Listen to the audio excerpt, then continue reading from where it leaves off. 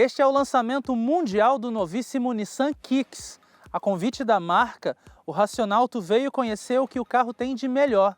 Nós já dirigimos o novo Nissan Kicks e contamos para você o que nós descobrimos agora.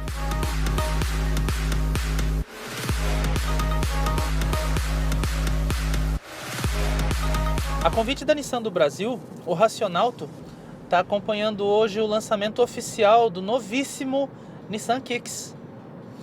E o que ele tem de mais legal? Não é só o fato de ser uma novidade no mercado, mas de estar no segmento que talvez seja o mais agitado do mercado nacional, que é o de SUVs e crossovers compactos. De forma geral, as linhas externas agradam bem e ele já chama atenção mesmo não rompendo com as linhas gerais, né, do que a gente costuma ver nos outros SUVs compactos. A gente pegou uma versão que foi disponibilizada para pré-venda, que é a série especial Rio 2016. O que ela tem de diferente é o fato de ter uma cor branco perolizada bem bonita, bem chamativa e o teto laranja. Existem outras configurações também nos carros que vão ser disponibilizados para o consumidor a partir de agosto, quando o Kicks vai chegar às concessionárias, que também permitem essa configuração com teto laranja. Mas tem outra coisa que também chamou muito a atenção, é o fato deles disponibilizarem 3 padronagens de revestimento interno diferentes. Isso não costuma acontecer. Esse aqui, que é o Kicks versão especial Rio 2016, ele é branco com teto laranja e tem o interior todo preto. Mas tem outras 2 padronagens de acabamento, uma delas é a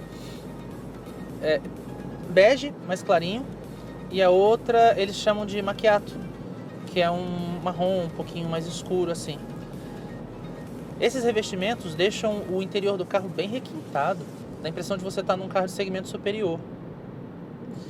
E a propósito, já falando um pouco sobre o layout interno, a gente conseguiu perceber uma preocupação muito grande da Nissan para deixar o interior bem acabado nos detalhes. Existe uma faixa aqui no meio que é revestida com couro e o bacana é que ela não tem uma simulação de costura como tem ocorrido em vários carros. Eles colocam aquela simulação de costura para dar a impressão de requinte e tal. Tem uma costura mesmo aqui com linha branca e tudo, né? Que vai de fora a fora, de lado à direita até aqui na esquerda. E existem pequenas superfícies, como aqui, entre o mostrador central e o difusor esquerdo do ar-condicionado, que também são revestidas de couro. Isso mostra uma atenção bastante grande aos detalhes. De forma geral também, há plásticos, obviamente. A porta tem uma seção gigante aqui de plástico, mas não é ruim ao tato, não reflete o sol, né? E tem uma textura agradável à vista também. Aqui na porta tem uma outra seção onde o braço pega, que também é revestida em couro e é macia. Aqui e ali. E tem alguns detalhes que simulam aço escovado ou metal, apesar de serem compostos em plástico, que também tem boa qualidade, tanto qualidade visual quanto tátil. Tem alguns detalhes internos aqui também que não existem em outros carros do segmento, como a chave presencial com botão de partida, que não fica aqui na frente, mas fica aqui no console. Uma alavanca de câmbio bem pequenininha, mas gostosa de pegar também, assim, macia. Não é revestida em couro não, mas tem uma textura macia aqui, agradável. E o que existe de melhor, pelo menos até agora, com esse primeiro contato, são os bancos, que contam com uma tecnologia Zero Gravity e são confortáveis mesmo. Eu gosto de citar isso para quem não sabe ou para quem está começando a ver os nossos vídeos agora. Eu sou um cara grande, de 1,90 m e mais de 100 kg. Por isso, achar a posição de dirigir para mim não é uma coisa muito simples, e encontrar carros confortáveis também não é uma coisa muito simples não. Por outro lado, apesar deles terem frisado isso bastante, que é um carro espaçoso, etc e tal, eu estou com o banco na posição mais recuada e mais baixa possível, e aqui atrás a gente conseguiria colocar uma pessoa de no máximo 1,75 m. Então uma pessoa de 1,80 m já iria encontrar um espaço um pouquinho apertado para as pernas, o teto um pouco mais baixo também, né? Não que não haja acomodação, mas não há sobra de espaço para a cabeça, e 2 pessoas vão ali atrás com conforto. três vão se apertar um pouquinho. Uma das coisas muito interessantes que esse carro tem, e é inédito no segmento, é uma tela de alta definição em TFT que substitui o contagiros, que é reproduzido aqui. O velocímetro é analógico, mas o contagiros é digital. Só que nessa tela a gente consegue ter a reprodução de várias outras informações, de computador de bordo até auxílio ao consumo, auxílio à direção econômica. Aqui agora eu selecionei o contagiros. E a despeito do motor, porque tem muita gente que realmente vai pensar que um carro desse segmento, com esse preço, eu acredito que eu nem tenha citado o preço até então, mas eu vou falar dele mais pro final. Deveria ter um motor maior, inclusive porque os concorrentes eles têm, nessa faixa de preço, motores 1.8 ou 2.0. E esse aqui, o Kicks, tem um motor 1.6, 16 válvulas, que é a nova geração dos motores que são utilizados no Mate e no Versa, pelo que a gente entendeu. E rende 114 cavalos e 15,5 kg de torque usando etanol. Só que a gente chegou inclusive a comentar se essa motorização e essa quantidade de força não seriam insuficientes para poder empurrar o carro. A Nissan já deixou claro pra gente que ele é um carro bem leve. E ele realmente não parece um carro pesado não, pelo contrário, ele parece um carro leve e ágil. E o acerto do motor com o câmbio permite com que a gente, estando a 120 km por hora, encontre pouco menos de 2.000 rotações. Ou seja, o carro, além de ser empurrado com bastante competência pelo motor 1.6 16 válvulas, ele ainda consegue um consumo muito moderado, mantendo a rotação lá embaixo e proporcionando para a gente um silêncio a bordo que é raro da gente encontrar em carros desse segmento. Os outros SUVs aos quais a gente já teve acesso são bem mais barulhentos do que esse aqui. Tem uma coisa também que é muito bacana no Kicks, é que apesar dele ter o câmbio CVT, ele tem simulação de troca de marchas. E a gente está percebendo agora que a simulação, ela não só modifica a rotação do motor para a gente ter aquela sensação auditiva de que o motor está funcionando e trocando marchas como se ele realmente estivesse, apesar de não estar, mas ele dá um semi-coicezinho que permite com que a gente tenha uma sensação, inclusive no corpo, de que o carro está trocando marchas mesmo. Para quem está acostumado com câmbios automáticos e gosta de uma sensação um pouco mais visceral de dirigir, apesar disso aqui não ser um carro esportivo, obviamente, essa sensação deixa a gente muito mais feliz ao volante. A palavra certa é essa. Porque a gente fica assim, olha que legal, ele simula a troca de marcha e simula mesmo, como se tivesse marcha de verdade. Eu tô gostando. Uma das coisas legais também que tem aqui é uma nova central multimídia, inclusive com um novo layout que simula também uma tela flutuante. Ela se projeta um pouquinho mais para fora e dá a impressão realmente que ela está flutuando. O design é bem agradável e a interface também. O volante é novo. A Nissan introduziu esse volante aqui no Kicks. Nenhum outro modelo no mundo usa esse volante agora. Ele tem base achatada e nessa versão SL ele tem revestimento total em couro. A pega é bem boa. O volante não é dos maiores, pelo contrário. E a direção é elétrica e bastante responsiva. Poderia ser um pouco mais dura na estrada.